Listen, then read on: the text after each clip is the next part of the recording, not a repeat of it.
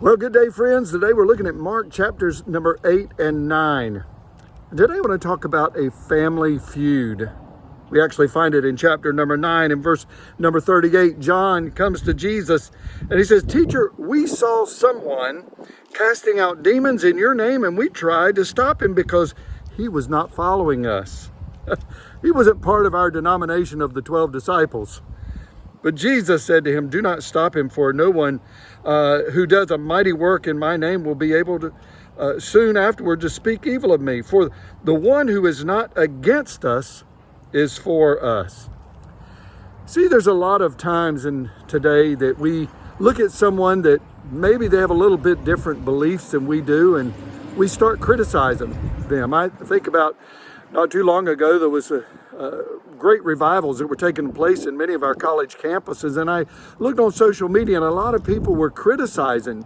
And I thought to myself, here these young people are just trying to worship God in their way. It may not be like you or like I worship him, but they're still worshiping God. And I see in Jesus's response, there's two things, or measuring rods, shall I say, characteristics of those who are for the Lord. First of all, those who follow Christ or who support Christ, who promote Christ. There's a lot of religions in our culture today that are anti-Christ. Well, they might have their own founders that started their religion, and they worship him and honor him, but they don't honor Christ. And I want to say this is key in any religion, and of all the religious groups in America or around the world, they must honor Christ and lift up his name as the Son of God. But secondly, they have the fruit of God.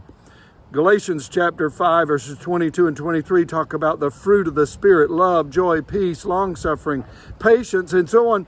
We see that the fruit of God is going to follow those who follow God. Paul also in Galatians, a few verses earlier in verse number 19, he talked about the works of the flesh. And I say, my friends, there's some churches, there's some people, in fact, a lot of them, that they're not producing the fruit of God, but they're following the flesh, the works of the flesh. So by looking at the fruit and whether those are following Christ or not, this is a determining factor as whether they are for us, as Jesus would say, or against us.